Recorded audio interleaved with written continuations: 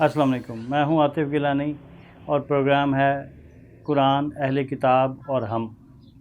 इस प्रोग्राम को हम इस तरह लेके चल रहे हैं कि इस प्रोग्राम में हमने इस मौजू पे हमने किताब से, कुरान से कुछ सेलेक्टिव आयात निकाली हैं, कुछ आयात सेलेक्ट की हैं जो कि हम उसको जोड़ के पढ़ रहे हैं, तो वो एक मज़मून की शक्ल में हमारे सामने आ रही हैं। हमें ये मौजू क्लियर हो रहा है कि बनी इसराइल क्या थे, क्या हैं और उनका क्या रोल होगा आने वाले नियर फ्यूचर में, और हमें इस सारे मामलात में उनके साथ कैसे डील करना है, और हमारे इनफरादी और इज्तमाई रिएक्शंस क्या होने चाहिए, एक्शंस क्या होने चाहिए। ये कुरान से हम ये गाइडलाइन निकालने की कोशिश कर रहे हैं, और इस सिलसिले का आज 7वां प्रोग्राम है। आऊज़ु बिल्लाहि मिनश शैतानिर रजीम, बिस्मिल्लाहिर रहमानिर रहीम। आप कह दें, ए अहले किताब, इस एक बात पर आओ जो हमारे और तुम्हारे दरमियान बराबर को मुश्तरिक है, बराबर मुश्तरिक है, हमारे तुम्हारे दरमियान एक जैसी है। और वो क्या है? वो है कि हम अल्लाह के सिवा किसी की इबादत ना करेंगे और इसके साथ किसी को शरीक ना ठहराएंगे। जब आप अहले किताब के साथ डील करो और वो वाकई अहले किताब हों, वो वाकई अहले किताब हों, अपनी किताब पे बिलीव करने वाले हों, तौरात वाले तौरात पे बिलीव करने वाले हों, इंजील वाले इंजील पे बिलीव करने वाले हों, तो फिर आप उनके साथ कैसे डील करेंगे? आप उसको कहेंगे कि आओ उस एक बात की तरफ जो हमारे और तुम्हारे दरमियान मुश्तरिक है। हमारे और तुम्हारे दरमियान नबियों का फ़र्क है, रसूलों का फ़र्क है, उम्मत का फ़र्क है। अगर हम इसको ऐसे मत देखें कि ये इस उम्मत की, इस नबी की, इस रसूल की उम्मत है, ये इसकी है, तो सारा एक ही दीन है। वो भी मुसलमान थे, साबका उम्मत मुस्लिमा, हम भी मुसलमान हैं। तो जब अहले किताब के साथ डील करो तो उनको कहो कि आओ उस एक बात की तरफ जो हमारे और तुम्हारे दरमियान मुश्तरिक है, और वो क्या है कि हम अल्लाह के सिवा किसी की इबादत ना करेंगे। यानी तौहीद अगर वो कायम रखते हैं, अगर अहले किताब तौहीद का फ़लसफ़ा कायम रखते हैं, तो आप उनके साथ किसी मुआहदे में, किसी डील में जा सकते हैं। और हम इसके सिवा किसी को शरीक नहीं ठहराते, और हम में से कोई किसी को ना बनाए रब के सिवा, अल्लाह के सिवा रब। वही बात रिपीट हो रही है कि कोई हम रब, अल्लाह के सिवा किसी और रब को नहीं मानेंगे, किसी थोड़े दर्जे में भी। ये बात याद रखें, हम अक्सर रब को, अल्लाह को रब मानते हैं, लेकिन उसके किसी थोड़े दर्जे में शरीक रख देते हैं, जो कि उतना ही बड़ा जुर्म है जितना अल्लाह के अलावा किसी और को रब बनाना। तो ये बात याद रखें कि अल्लाह किसी अपने साथ किसी को थोड़े दर्जे में भी शरीक बनवाना या कहलाना पसंद नहीं करता, और उसके लिए डेफिनेट अजाब है जो अल्लाह के शरीक बनाते हैं थोड़े दर्जे में भी। और हम में से कोई किसी को ना बनाए रब अल्लाह के सिवा। फिर अगर वो बनी इसराइल फिर जाएं तो तुम कह दो, तुम गवाह रहो कि हम तो मुसलमान फर्मा बरदार हैं। ये सियाको सबाक चल रहा था। ये इसलिए था, ये आयत इसलिए थी कि हम समझ जाएं कि हम लास्ट टाइम कहाँ पे थे। थोड़ा इसमें इन दो प्रोग्राम के दरमियान थोड़ा सा गैप आ गया। उसकी वजह ये हमारे मुल्क के हालात और शहर के हालात, इस वजह से मैंने कहा आपको कनेक्ट कर दूं। आगे चलते हैं। ए अहले किताब, तुम इब्राहीम के बारे में क्यों झगड़ते हो? Question mark. हज़रत इब्राहीम अहले किताब में से थे, बनी इसराइल में से थे, मुसलमानों में से थे। कैसे?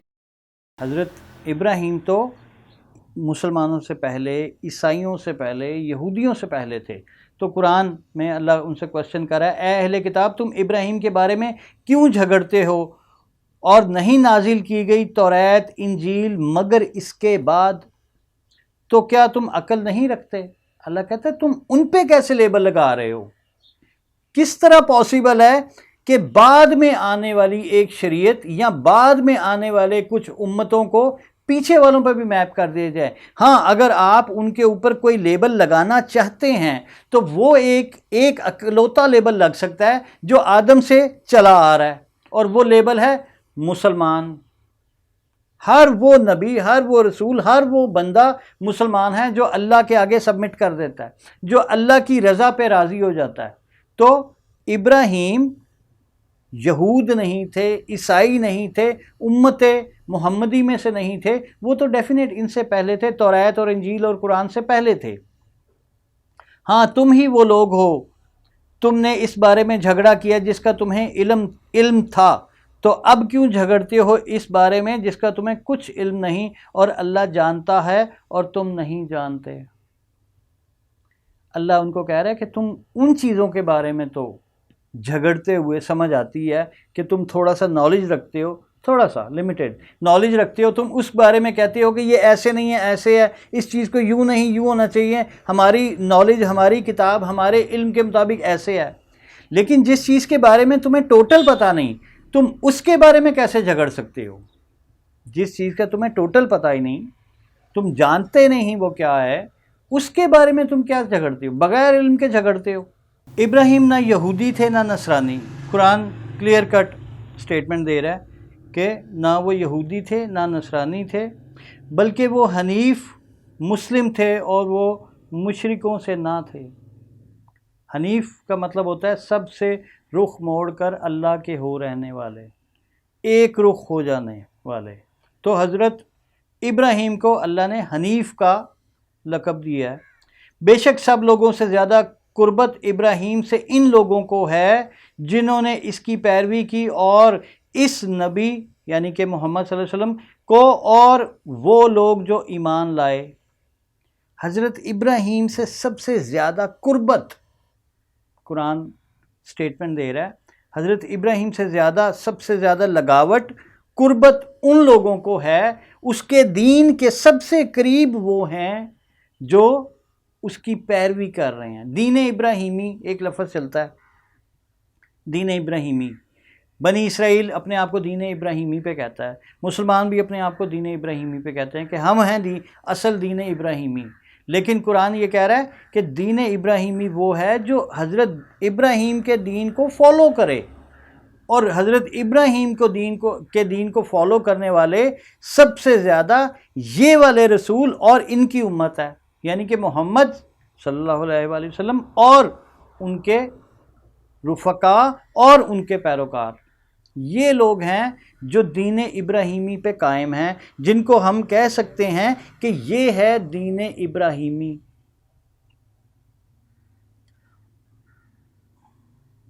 اور اللہ مومنوں کا کارساز ہے، اللہ مومنوں کا کارساز ہے، اللہ کارسازی مومنوں کی کرتا ہے۔ اس دنیا کے معاملات میں اگر آپ قارون بھی بن جائیں، اگر آپ بل گیٹس بھی بن جائیں، اگر آپ کوئی ایسا شخص بن جائیں جو ان دونوں سے بھی زیادہ امیر ہے اور ریسورسفل ہے اس دنیا میں، تو اللہ پھر بھی اس کو تھوڑا سا فائدہ کہتا ہے۔ بھائی ڈیفینیٹ اگر آپ دیکھتے ہیں کہ آپ کی زندگی 100 سال کی ہے، بڑی حد ہے، 150 سال کی ہوگی، 1000 سال کی اگر آپ زندگی لے لیتے ہیں، تو پھر بھی یہ پھر بھی ایک اگلی دنیا کے حساب سے ایک چھوٹا سا پیریڈ ہے۔ وہ انفینٹی کی لائف ہے، کروڑوں اربوں سال انفینٹی، ہم اس کو انفینٹی کو سمجھ بھی نہیں سکتے پوری طرح کہ وہ کیا ہے، اور ایک طرف یہ ایک چند سالوں کی زندگی، تو یہ تھوڑا سا فائدہ ہے۔ تو اللہ کارساز ان کا ہے جو ایمان لاتے ہیں، تو کارسازی جو ایکچول کارسازی ہے جو کہ آگے فائدہ مند دے گی، اللہ ان کو ہی کامیاب قرار دے گا، اور اچھے حالات میں وہی ابدیت میں جئیں گے جو کہ جن کو ہدایت دی گئی ہے، جو مسلمان ہے۔ اہل کتاب کی ایک جماعت چاہتی ہے کہ وہ کاش وہ تمہیں گمراہ کر دیں، اور اپنے سوا وہ کسی کو گمراہ نہیں کرتے، اور وہ نہیں سمجھتے اس بات کو۔ وہ چاہتے ہیں کہ مسلمانوں کو اور نبی کو، رسول کو گمراہ کر دیں، اور ایسی فضول باتیں سوچ کر وہ صرف اپنے آپ کو ہی گمراہ کرتے ہیں، اپنے آپ کو ہی بیوقوف بناتے ہیں۔ یہ وشفل تھنکنگ ہے، بیوقوفوں والی، احمقوں کی جنت میں رہتے ہیں کہ آپ ایک رسول کو اس کے پاتھ سے ہٹا دیں گے، ایسا نہیں ہوتا۔ اے اہل کتاب تم کیوں انکار کرتے ہو اللہ کی آیات کا حالانکہ تم گواہ ہو، حالانکہ تم اس بات پہ گواہ ہو کہ اللہ کی ایک کتاب آنی ہے، ایک رسول آنا ہے۔ کیا تمہیں نہیں پتا کہ ابراہیم نے اس علاقے کے لیے، مکہ کے اس علاقے کے لیے جہاں پہ حضور صلی اللہ علیہ وسلم آئے اور جہاں پہ ان کو نبوت ملی، اس علاقے کے لیے ایک امت مانگی تھی، اور ان کے اس امت کے لیے ایک رسول مانگا تھا، اور پھر ایک کتاب مانگی تھی کہ وہ رسول اس کتاب کو پڑھ کے اس اچھی امت کو سنایا کرے گا۔ کیا تم یہ بات نہیں جانتے؟ تم اچھی طرح جانتے ہو، اور تم ان ساری نشانیوں کو ایسے پہچانتے ہو جیسے اپنے بیٹوں کو۔ تو اللہ کہہ رہا ہے اے اہل کتاب تم کیوں انکار کرتے ہو اللہ کی آیات کا حالانکہ تم گواہ ہو کہ یہ ہونا ہے اور یہ سچ ہے۔ اے اہل کتاب تم کیوں ملاتے ہو سچ کو جھوٹ کے ساتھ اور تم حق کو چھپاتے ہو حالانکہ تم جانتے ہو، بریکٹ میں، کہ یہ قرآن، یہ شہر اور یہ رسول حق ہے اور یہ کعبہ حق ہے۔ جھوٹ کو سچ کے ساتھ ملا کے حق کو تم چھپا لیتے ہو۔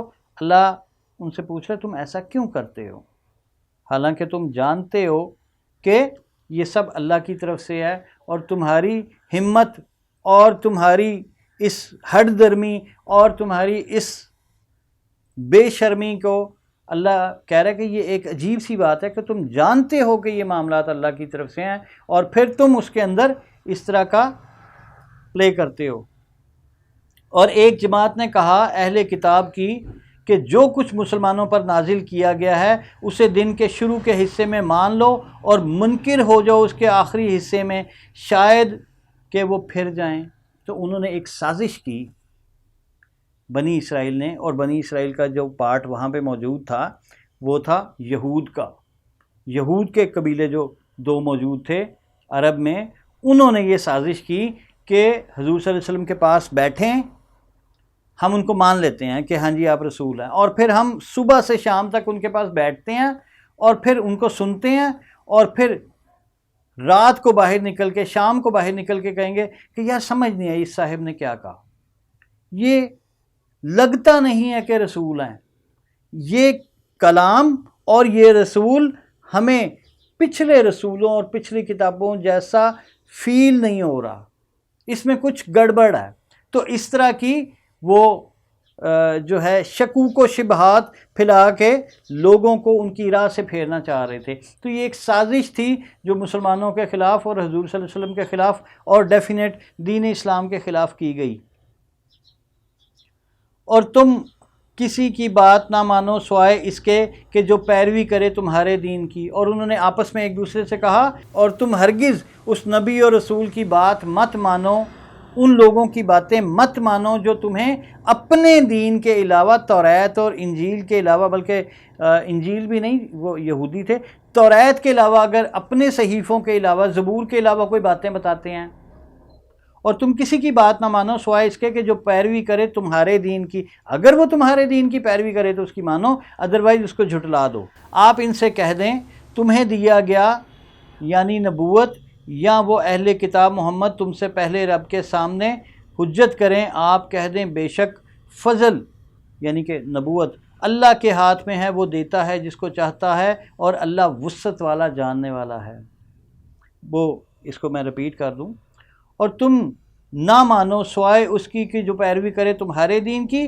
آپ حضور صلی اللہ علیہ وسلم کو کہا جا رہا ہے آپ ان سے کہہ دیں بے شک ہدایت اللہ کی طرف سے ہدایت ہے، ہدایت اللہ ہی کی ہدایت ہے، کہ وہ کسی کو دیا گیا جیسا کہ تمہیں دیا گیا، تمہارے علاوہ بھی کسی کو نبوت مل سکتی ہے، جیسا اللہ نے تمہیں دیا ویسا وہ کسی اور کو بھی دے سکتا ہے، اور تم سے تمہارے رب کے سامنے حجت کریں، آپ کہہ دیں بے شک فضل یعنی کہ نبوت اللہ کے ہاتھ میں ہے، اور وہ دیتا ہے جس کو چاہتا ہے، اللہ وسعت والا حجت والا ہے، اور وہ جس کو چاہتا ہے اپنی رحمت سے خاص کر لیتا ہے، یعنی اس کو نبوت اور حکمت دیتا ہے، اور اللہ بڑے فضل والا ہے۔ اور اہل کتاب میں سے کوئی ایسا ہے کہ اگر آپ اس کے پاس امانت رکھیں ڈھیروں مال تو وہ آپ کو ادا کر دے۔ تو یہاں پہ اللہ بنی اسرائیل کی بری باتیں بتاتے ہوئے کہ وہ ایسے نافرمان ہیں، ایسے نافرمان ہیں، ایسے نافرمان ہیں، بیچ میں ایک گروہ کو اللہ اچھا بھی بیان کرتا ہے کہ وہ اچھے لوگ ہیں۔ تو بیسکلی ہمارا مقصد بھی اس سارے ٹاپک کو لے کے چلنے کا یہی ہے کہ ہم ان میں سے وہ لوگ آئیڈینٹیفائی کریں جو کافر ہیں، جو نافرمان ہیں، جو برے ہیں، اور وہ لوگ آئیڈینٹیفائی کریں جو ہمارے آلائے بنیں گے، جو ہمارے دوست بنیں گے، جو ہم سے معاہدے میں جائیں گے، جو ہمارے ساتھ مل کے کچھ معاملات کریں گے، اور وہ ڈیفینیٹ وہ نہیں ہوں گے جو کافر ہیں اور پیورلی کفر پر اڑے ہوئے ہیں۔ تو اللہ کہہ رہا ہے اور اہل کتاب میں سے کوئی ایسا ہے کہ اگر آپ اس کے پاس ایمانت رکھیں ڈھیروں مال تو وہ آپ کو ادا کر دے گا، یعنی کہ واپس کر دے گا۔ اگر آپ کسی کے پاس ایمانت رکھیں ڈھیروں مال تو آپ جب مانگیں گے وہ آپ کو واپس کر دے گا۔ ایماندار لوگ ہیں، کچھ ان میں سے لوگ ایسے ہیں جو ایماندار ہیں، جو اپنے دین کو قائم رکھنے کی کوشش کرتے ہیں، جو بچ گیا ان کے پاس دین۔ جو دیکھیں دین میں ایسا تو نہیں شامل ہو سکتا آج تک یہود میں نہ نصارہ میں نہ مسلمان میں کہ آپ لوگوں کی ایمانتیں کھا جاؤ، جھوٹ بولو اور چوری کرو، ایسے تو نہیں ہو سکتا۔ کرپشن اس لیول پہ نہیں آ سکتی، اور وہ ایون ان ادیان میں بھی نہیں آتی جن کو ہم آسمانی دین نہیں مانتے، جو انسانوں نے بنائے ہوتے ہیں۔ ایون آپ جمہوریت کو دیکھ لیں، سیکولرزم کو دیکھ لیں، اور آپ اس طرح جو کوئی لبرلزم کو، کوئی جو انسان کا بنایا ہوا ہے، اس میں بھی اخلاقیات قائم ہیں۔ لیکن یہاں سے ہمیں پتہ چلتا ہے کہ وہ یہود، وہ نصارہ جو کافر ہو گئے، ان میں نارمل اخلاقیات بھی نہیں بچی۔ تو کچھ لوگ ان میں سے بہتر بھی ہیں، سارے ایسے نہیں ہیں۔ اور اہل کتاب میں سے کوئی ایسا ہے کہ اگر آپ اس کے پاس ایمانت رکھیں ڈھیروں مال تو وہ آپ کو ادا کر دے، واپس کر دے۔ اور ان میں سے کچھ ایسے بھی ہیں کہ اگر آپ ان کے پاس 1 دینار ایمانت رکھوائیں تو وہ دینار ادا نہ کرے گا مگر جب تک آپ اس کے سر پر نہ کھڑے ہو جائیں یا کھڑے رہیں۔ تو یہ دوسری روش بتائی گئی ہے کہ ان میں سے کچھ ایسے بدبخت بھی ہیں، کچھ ایسے نافرمان بھی ہیں، کچھ ایسے بے دین بے ایمان بھی ہیں کہ اگر آپ ان کے پاس 1 درہم رکھوا دیں ایمانت کے طور پر تو وہ مکر جائیں گے، تو آپ کو ان سے زبردستی وصول کرنا پڑے گا، ادروائز وہ آپ کو نہیں واپس ادا کریں گے۔ تو یہ ان میں 2 طرح کے لوگ موجود ہیں۔ یہ اس لیے کہ انہوں نے کہا کہ ہم پر امیوں کے بارے میں کوئی الزام کی راہ نہیں۔ یہ جو دوسرا طبقہ ہے جس کے پاس اگر آپ 1 درہم رکھو، یہ بڑی امپورٹنٹ بات ہے، اس کو ذرا سمجھ لیں۔ یہ آج کے دور میں بھی بالکل ویسے ہی امپلیمنٹ ہوتی ہے جیسے قرآن میں بتائی گئی ہے۔ یہ کہتے ہیں، یہ دعویٰ کرتے ہیں کہ امیوں کے بارے میں ادر دین جو اور جینٹائل والا قصہ ہے کہ ادر دین جو باقی جینٹائل ہیں ان کی ہم پہ کوئی ذمہ داری نہیں، ان کے بارے میں ہم سے کوئی پوچھ گچھ نہیں ہوگی۔ وہ انسانیت کے دوسرے درجے میں ہیں، اصل انسان یا اصل اشرف المخلوقات جو ہیں، اور باقی تمام جینٹائل جانوروں جیسے ہیں، بھیڑ بکریوں جیسے ہیں۔ اگر آپ ان کو قتل بھی کر دیں تو ان پہ آپ پہ کوئی الزام نہیں رکھا جائے گا۔ ہاں وہ چیزیں جو آپس میں ایک دوسرے، جیسے یہ ساری دنیا سے سود لیتے ہیں، بینکنگ سسٹم ساری دنیا میں ہے، انہوں نے پوری دنیا کو سود میں جکڑ رکھا ہے، لیکن یہ آپس میں ایک دوسرے سے سود نہیں لیتے۔ وہ کہتے ہیں کہ ہم سود لے سکتے ہیں، سود لینا بری بات ہے وہ کہتے ہیں، لیکن ہم سود لے سکتے ہیں جینٹائل سے، جو آپس میں نہیں کر سکتے، جو آپس میں ایک دوسرے کو قتل نہیں کر سکتے۔ یہ کہتے ہیں جینٹائل کی چاہے عورتیں مار دو، چاہے ان کے بچے مار دو، چاہے ان پہ کوئی ظلم و ستم کرو، آپ سے کوئی حساب نہیں ہوگا، کیونکہ یہ بالکل بھیڑ بکریوں کی طرح آپ کی خدمت کے لیے پیدا ہوئے ہیں۔ تو یہ ختم ہو جائیں گے۔ جو جنت میں جائے گا، جو ابدی جنتوں میں ابدی اچھی جگہ پہ جائے گا، وہ صرف جو ہوں گے۔ یہاں بڑی حد ہے، وہ کمال مہربانی کرتے ہوئے بیچ میں نصارہ کو بھی شامل کر لیتے ہیں کہ یہود و نصارہ ہی جنت میں جائیں گے، باقی تو جنت میں جائے گا کوئی نہیں، یہ تو تلف کر دیے جائیں گے۔ باقیوں کو انسانی درجے پہ وہ نہیں مانتے، یہ قرآن یہاں پہ کلیئر ہے۔ اور وہ کہتا ہے یہ اس لیے ہے کہ وہ پیسے آپ کے اگر 1 دینار بھی دیں تو کھا جائیں، اور کھانے میں وہ کوئی برائی محسوس بھی نہیں کرتے۔ وہ کہتے ہیں کہ یہ اس لیے کہ انہوں نے کہا ہم پر امیوں کے بارے میں کوئی الزام نہیں، الزام کی کوئی راہ نہیں، اور وہ اللہ پر جھوٹ بولتے ہیں اور وہ جانتے ہیں، اور وہ اللہ پر، یہ بات انہوں نے خود بنائی ہے، اللہ نے ایسی کوئی بات نہیں کی۔ یہ اس بات کو اللہ پہ ریفلیکٹ کرتے ہیں کہ اللہ نے ہمیں بتایا ہے کہ جو سپر ہیں، سپر ہیومن، ایکچول ہیومن، اشرف المخلوقات جو ہیں، باقی تو سارے ایسے ہی ہیں۔ تو یہ اللہ کی طرف کرتے ہیں کہ یہ اللہ نے ہمیں کہا ہے، حالانکہ اللہ نے ایسا کچھ نہیں کہا۔ تو اللہ یہاں پہ کہہ رہا ہے یہ اللہ کے اوپر جھوٹ بولتے ہیں، اللہ کے بارے میں جھوٹ بولتے ہیں، اللہ کے ساتھ وہ بیان نتھی کرتے ہیں جو اللہ نے نہیں دیا۔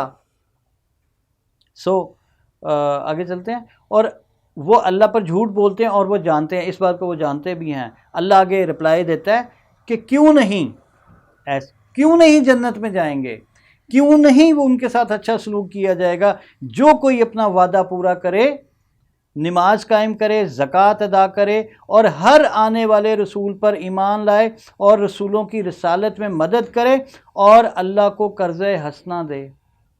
یہ بہت امپورٹنٹ ایک سٹیٹمنٹ ہے۔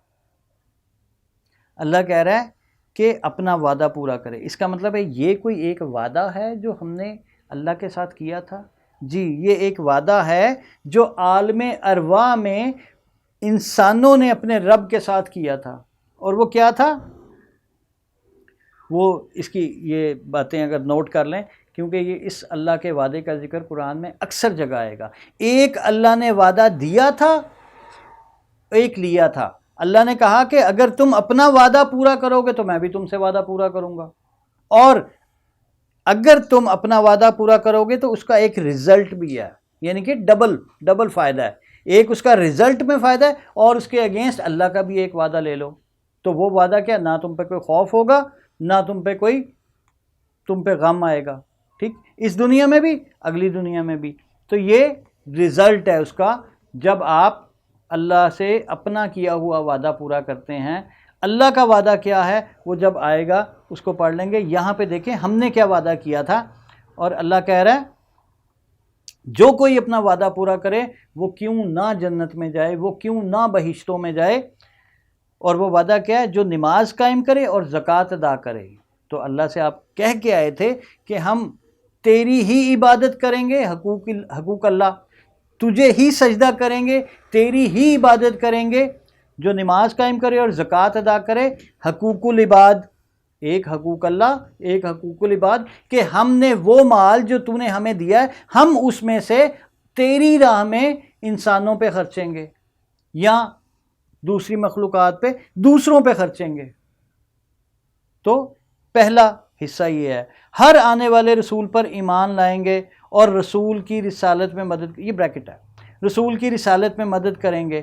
جب آپ ہر آنے والے رسول کو پہ ایمان لائیں گے کہ بات کرتے ہیں، تو ہر آنے والا رسول، اگر آپ کی زندگی اتنی لمبی ہے کہ آپ کی زندگی میں حضرت موسیٰ آ گئے تو ان پہ ایمان لانا لازمی تھا، اسی زندگی میں اگر حضرت عیسیٰ آ گئے تو پھر اب ان پہ ایمان لانا ہے، اس کے بعد حضور صلی اللہ علیہ وسلم آ گئے تو ان پہ ایمان لانا ہے۔ ہر آنے والے رسول پر آپ نے لازمی ایمان لانا ہے، اور رسول کی مدد کرنی ہے۔ رسول کی مدد سے مراد، جب یہ خاصیت والا نام لیا گیا نا، یعنی کہ کریکٹرسٹک نیم ہے، تو کریکٹرسٹک کیا؟ رسول۔ یہ نہیں لکھا کہ موسیٰ کی مدد کرنا، عیسیٰ کی مدد کرنا، حضور صلی اللہ علیہ وسلم کی مدد کرنا، حضرت عیسیٰ، حضرت موسیٰ، ان کی مدد کرنا، رسول۔ تو اس کا مطلب ہے رسول جب کریکٹرسٹک نیم ہے تو پھر اس کا مطلب ہے رسالت میں مدد کرنا۔ اور رسالت میں آپ کیسے مدد کرتے ہیں؟ وہ دین جو اللہ نے بھیجا اپنے رسول کے اوپر، جب رسول اس کو فزیکلی خود اس کی پرچار نہ کر سکے، یا اگر موجود بھی ہے، وہ زندہ بھی ہے، تو وہ جس جگہ پہ جس علاقے میں وہ نہیں کر سکا تو آپ نے رسول کی مدد کرتے ہوئے رسول والے فنکشن پرفارم کرنے ہیں، رسول کی رسالت میں مدد کرنی ہے، مین ٹو سے تو آپ نے اللہ کے دین کو آگے بڑھانا ہے، یعنی کہ آپ نے تبلیغ کا کام کرنا ہے، آپ نے لوگوں کو قرآن سمجھانا ہے۔ قرآن دیکھیں، جو تبلیغ ہے وہ قرآن ہے، قرآن آپ نے پڑھانا ہے۔ نبی نے آ کے ہمیں کیا پڑھایا؟ کوئی اپنی طرف سے باتیں تو نہیں کی، آ کے نبی نے ہمیں قرآن پکڑا دیا، اس نے قرآن ہمیں دیا کہ یہ ہے اللہ کا کلام، یہ ہے اللہ کی کتاب، اس کو پڑھو اور اس سے معاملات کرو، اس سے معاملات کے فیصلے کرو، معاملات طے کرو، اس سے اپنے تصفیے کرو، اس سے اپنی پالیسیز نکالو، اس سے اپنے قانون بناؤ۔ تو جو تبلیغ ہے وہ قرآن ہے، آپ نے قرآن کی آگے جو ہے سمجھ بوجھ ٹرانسفر کرنی ہے، یہی رسول کی رسالت میں مدد ہے۔ تو ہم اللہ کے وعدے کی بات کر رہے تھے، تو اللہ نے جو ہم سے وعدہ لیا تھا وہ یہ تھا کہ نماز قائم کریں گے، زکوٰۃ ادا کریں گے، ہر آنے والے رسول پر ایمان لائیں گے اور رسول کی رسالت میں مدد کریں گے اور اللہ کو قرض حسنہ دیں گے، یعنی گڈ ڈیڈز، ہم اچھے معاملات کریں گے۔ اس کے علاوہ بھی اپنا وعدہ پورا کریں گے، سچ بولیں گے، امانتیں جو ہیں وہ ان کو امانت دار رہیں گے اور لوگوں کے ساتھ نرمی سے پیش آئیں گے، لوگوں کے ساتھ اچھے معاملات کریں گے۔ تو یہ سارے معاملات اللہ کو قرض حسنہ دینے کے برابر ہیں، گڈ ڈیڈز۔ تو یہ آپ یاد رکھیں کہ یہ آپ نے ایک اللہ سے وعدہ کیا تھا، اور یہ اللہ کہہ رہا ہے کہ جو اپنا وعدہ پورا کرتا ہے اس کے لیے کیوں نہیں جنت ہے، اس کے لیے جنت۔ اور یہ اگلا اس کے جملہ، اور رسالت میں مدد کرے اور اللہ کو قرض حسنہ دے اور پرہیزگار رہے۔ پرہیزگار سے مراد یہ ہے کہ وہ باتیں، بری باتیں جن سے اللہ نے روکا ہے ان سے رکا رہے اور اللہ سے ہدایت مانگتا رہے، پرہیزگاری اختیار کرے۔ پرہیزگاری سے مراد صرف یہ نہیں ہے کہ آپ بری چیزوں سے پرے رہیں، اس کا مطلب یہ ہے کہ اچھی چیزیں بڑھ کے آگے کریں اور اللہ سے مدد مانگتے رہیں اور پرہیزگار رہے۔ تو بے شک اللہ ایسے پرہیزگاروں کو دوست رکھتا ہے۔ تو یہ کریکٹرسٹک والے سارے دوست اللہ کے دوست ہیں۔ بے شک جو لوگ اللہ کے وعدے قرآن اور اپنی قسموں کے بدلے سے حاصل کرتے ہیں تھوڑی قیمت، بے شک جو لوگ اللہ کے وعدے اور اپنی قسموں کے بدلے سے حاصل کرتے ہیں تھوڑی قیمت۔ اللہ کا وعدہ کیا تھا؟ یہ تھوڑا سا میں بتا دیتا ہوں کیونکہ اس کا ذکر آپ کو سمجھ آ جانی چاہیے کہ اللہ کا وعدہ کیا ہے۔ بے شک جو لوگ اللہ کے وعدے اور اپنی قسموں سے حاصل کرتے ہیں تھوڑی قیمت، تو اللہ کا وعدہ ہے قرآن۔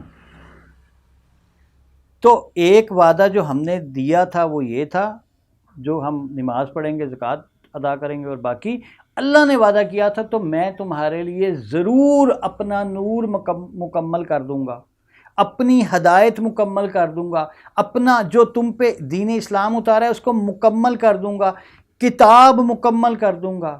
تو completion of Islam, completion of deen, completion of noor, completion of kitab Allah, completion of قرآن یا کلام، یہ ہے اللہ کا وعدہ۔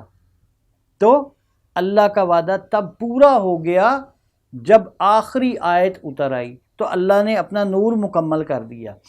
تو بے شک جو لوگ اللہ کے وعدے یعنی کہ قرآن اور اپنی قسموں کے بدلے حاصل کرتے ہیں تھوڑی سی، جو اللہ کی کتاب کو، اللہ کی آیات کو مس کوٹ کرتے ہیں، مس انڈرسٹینڈنگ پھیلاتے ہیں، اس کو مولڈ کرتے ہیں اپنے فائدے کے لیے، اور جھوٹی قسمیں کھا کے لوگوں سے، قرآن کے اوپر بھی جھوٹی قسمیں کہتے ہیں کہ اللہ دی قسمیں ہیں جی، ایسے نہیں ہے، آپ ایسے نہیں کر سکتے۔ آپ تو کسی عام معاملے میں اللہ کی قسم کھا کے جھوٹ نہیں بول سکتے، یہاں پہ تو قرآن کے اوپر قسمیں کھائی جاتی ہیں جھوٹی۔ تو اللہ کہہ رہا ہے کہ جو لوگ ایسا کرتے ہیں یہی لوگ ہیں جن کے لیے آخرت میں کوئی حصہ نہیں، ان کے لیے دنیا شاید بے شمار ہوگی، شاید دنیا بے شمار ہوگی، لیکن آخرت میں ان کا کچھ بھی حصہ نہیں ہے۔ کچھ بھی حصے سے مراد صرف برا حصہ ہے، جہنم ان کا انتظار کر رہی ہے۔ اور نہ اللہ ان سے کلام کرے گا اور نہ اس کی طرف نظر کرے گا قیامت کے دن اور نہ انہیں پاک کرے گا، ان کے لیے دردناک عذاب ہے۔ جو اللہ کی کتاب میں ماڈیفیکیشنز کرتے ہیں، جو اس کے اندر اپنی انٹرپریٹیشن رکھتے ہیں، جو اس کی تفسیر اپنی مرضی سے جانتے بوجھتے غلط کرتے ہیں، اور وہ ان لوگوں میں سر فہرست یہود، ان کے بعد نصارہ اور یقیناً مسلمان۔ تو مسلمان کتاب اللہ کے الفاظ میں تو چینج نہیں کر سکا، اس کی تشریح اور تفسیر میں اس نے اپنی مرضی کا اس کو مولڈ کرنے کی کوشش کی۔ تو اللہ ایسے سارے لوگوں کے لیے کہہ رہا ہے کہ ان کے لیے دردناک عذاب ہے، اور ان دردناک عذاب میں سے جس عذاب کا ذکر فزیکلی اور بڑا عذاب اور من حیث القوم جس عذاب کا ذکر کیا گیا ہے وہ یہود ہے، اور جو ان کے ساتھ اس روش پہ قائم رہے گا، یعنی کہ اگر نصارہ بھی ان کے ساتھ اسی روش پہ قائم ہے تو ان کا انجام بھی دردناک عذاب دنیا میں، یہ دنیا کے عذاب کا ذکر ہو رہا ہے، اور آخرت میں تو ہے ہی۔ مسلمان بھی اگر اللہ کہتا ہے یہود و نصارہ سے یو مسلم، اے ایمان والو یہود و نصارہ سے دوستی مت رکھو، وہ یہود و نصارہ جو آپس میں دوست ہیں۔